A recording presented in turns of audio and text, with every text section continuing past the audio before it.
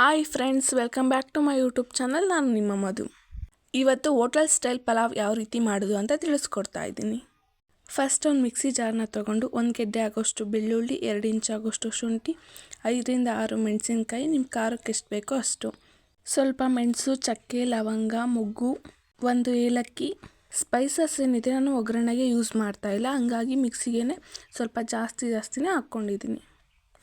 ಈಗ 1 ಹಿಡಿ ಆಗೋಷ್ಟು ಕೊತ್ತಂಬರಿ ಸೊಪ್ಪು ಹಾಕ್ಕೊತಾ ಇದ್ದೀನಿ, ಸ್ವಲ್ಪ ಪುದೀನ ಹಾಕ್ಕೊತಾ ಇದ್ದೀನಿ.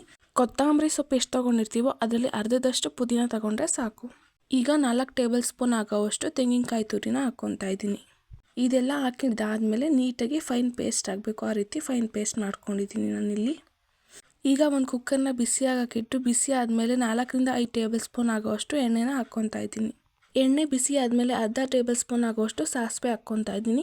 ಸಾಸಿವೆ ಚಿಟಪಟ ಅಂದಮೇಲೆ 1/2 ಟೇಬಲ್ ಸ್ಪೂನ್ ಆಗೋಷ್ಟು ಜೀರಿಗೆ ಹಾಕ್ಕೊಂಡಿದ್ದೀನಿ. ನೀವು ಮಸಾಲ ಪದಾರ್ಥಗಳನ್ನ ಯೂಸ್ ಮಾಡ್ತೀರಾ ಅಂದರೆ ಈ ಟೈಮ್ನಲ್ಲಿ ಯೂಸ್ ಮಾಡ್ಬೋದು, ನಾನಿಲ್ಲಿ ಯೂಸ್ ಮಾಡ್ತಾ ಇಲ್ಲ. ಈಗ ನಾನು 2 ಮೀಡಿಯಮ್ ಸೈಜ್ ಈರುಳ್ಳಿನ ಸಣ್ಣದಾಗಿ ಉದ್ದುದ್ದ ಕಟ್ ಮಾಡಿ ಹಾಕ್ಕೊಂಡಿದ್ದೀನಿ. 1 ಮೆಣಸಿನ್ಕಾಯಿನ 2 ಭಾಗ ಮಾಡಿ ಹಾಕಿದ್ದೀನಿ. ಈರುಳ್ಳಿ ಹಾಕಿದ್ಮೇಲೆ ಈರುಳ್ಳಿ ಲೈಟಾಗಿ ಟ್ರಾನ್ಸ್ಪರೆಂಟ್ ಆಗಬೇಕು, ಅಲ್ಲಿವರೆಗೂ ಈರುಳ್ಳಿನ ಎಣ್ಣೆನಲ್ಲೇ ಹುರ್ಕೊತಾ ಇದ್ದೀನಿ. ಇವಾಗ 2 ನಿಮಿಷ ಆಗಿದೆ. ಇವಾಗ ನಾವು ಏನು ಮಸಾಲ ರುಬ್ಕೊಂಡಿದ್ವಿ ಅಲ್ವ, ಆ ಮಸಾಲಾನ ಇಲ್ಲಿ ಹಾಕ್ಕೊತಾ ಇದ್ದೀನಿ. ಈ ಮಸಾಲ ಏನಿದೆ, ಮಸಾಲ ಹಾಕಿದ್ಮೇಲೆ ನೀಟಾಗಿ ಒಂದ್ಸಲ ಮಿಕ್ಸ್ ಮಾಡ್ಕೊತಾ ಇದ್ದೀನಿ. ಈ ಮಸಾಲ ಹಾಕಿದ್ಮೇಲೆ ಕೈ ಆಡ್ತಾನೆ ಇರಬೇಕು, ಲೈಟಾಗಿ ಸುತ್ತ ಎಲ್ಲ ಎಣ್ಣೆ ಬಿಡುತ್ತೆ, ಅಲ್ಲಿವರೆಗೂ ನಾವು ಕೈ ಆಡ್ಕೊತಾನೆ ಇರಬೇಕು. ನೋಡ್ತಾ ಇರ್ಬೋದು, ಇವಾಗ 2 ನಿಮಿಷ ಆಗಿದೆ.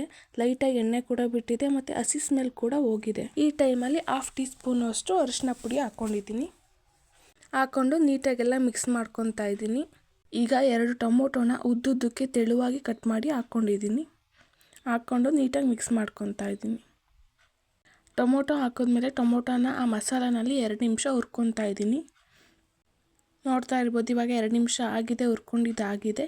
ಇವಾಗ ನಾನು ಹಸಿ ಬಟಾಣಿ ಹಾಕ್ಕೊತಾ ಇದ್ದೀನಿ. ಹಸಿ ಬಟಾಣಿ ಇಲ್ಲ ಅಂದರೆ ಒಣಗಿರೋ ಬಟಾಣಿನೇ 7ರಿಂದ 8 ಗಂಟೆ ನೀರನ್ನ ನೆನೆಸಿ ಅದನ್ನು ಕೂಡ ಯೂಸ್ ಮಾಡ್ಕೋಬೋದು.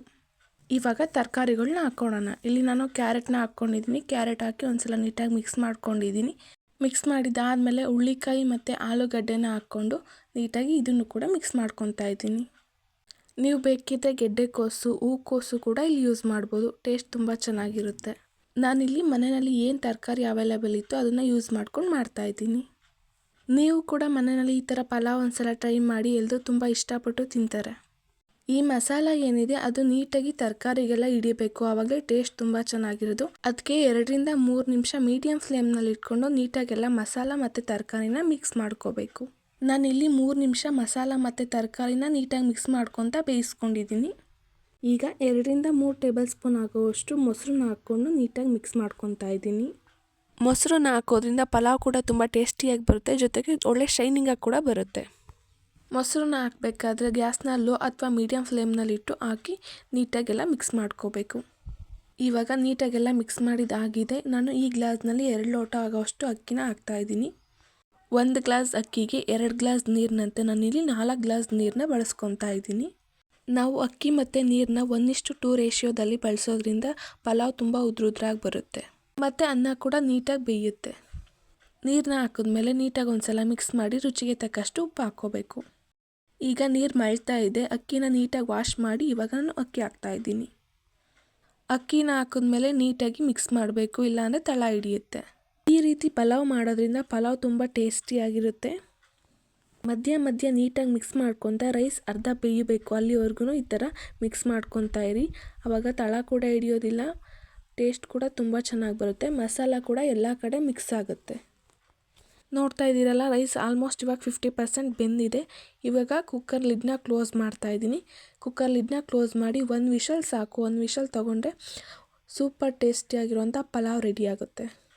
ನೋಡ್ತಾ ಇರ್ಬೋದು ಪಲಾವ್ ಯಾವ ರೀತಿ ರೆಡಿಯಾಗಿದೆ ಅಂತೇಳಿ. ಅನ್ನ ಕೂಡ ನೀಟಾಗಿ ಬೆಂದಿದೆ, ಹಾಗೆ ಉದ್ರಾಗಿ ಕೂಡ ಇದೆ. ಈಗ ನಿಧಾನಕ್ಕೆ ರೈಸ್ ಎಲ್ಲ ನೀಟಾಗಿ ಮಿಕ್ಸ್ ಮಾಡ್ಕೋಬೇಕು, ಜೋರಾಗಿ ಮಿಕ್ಸ್ ಮಾಡಬಾರ್ದು. ಜೋರಾಗಿ ಮಿಕ್ಸ್ ಮಾಡಿದ್ವಿ ಅಂದರೆ ರೈಸ್ ಕಟ್ಟಾಗೋ ಚಾನ್ಸಸ್ ಇರುತ್ತೆ.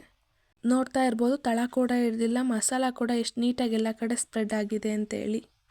ನೋಡ್ತಾ ಇರ್ಬೋದು, ಇವಾಗ ನೀಟಾಗೆಲ್ಲ ಮಿಕ್ಸ್ ಮಾಡಿದ್ದಾಗಿದೆ. ಇವಾಗ ಒಂದು ಪ್ಲೇಟ್ಗೆ ಸರ್ವ್ ಮಾಡ್ಕೊತಾ ಇದ್ದೀನಿ. ಈ ಪಲಾವ್ ಜೊತೆ ಮೊಸರು ಬಜ್ಜಿ ಇತ್ತು ಅಂದರೆ ಬೆಸ್ಟ್ ಕಾಂಬಿನೇಷನ್. ಕೆಲವರು ಚಟ್ನಿ ಕೂಡ ತುಂಬ ಇಷ್ಟಪಟ್ಟು ತಿಂತಾರೆ. ಬಟ್ ನಮ್ಮ ಮನೆಯಲ್ಲಿ ಮೊಸರು ಬಜ್ಜಿ ಅಂದರೆ ಎಲ್ರಿಗೂ ತುಂಬ ಇಷ್ಟ. ಹಾಗಾಗಿ ನಾನು ಮೊಸರು ಬಜ್ಜಿ ಜೊತೆ ಸರ್ವ್ ಮಾಡ್ತಾ ಇದ್ದೀನಿ. ನೋಡೋದ್ರಲ್ಲ ಫ್ರೆಂಡ್ಸ್, ಹೋಟೆಲ್ ಸ್ಟೈಲ್ ಪಲಾವ್ ಯಾವ ರೀತಿ ಮಾಡೋದು ಅಂತ ಹೇಳಿ. ನೀವು ಮನೆಯಲ್ಲಿ ಟ್ರೈ ಮಾಡಿ ರೆಸಿಪಿ ಯಾವ ರೀತಿ ಬಂತು ಅಂತ ಹೇಳಿ ಕಮೆಂಟ್ ಮಾಡಿ.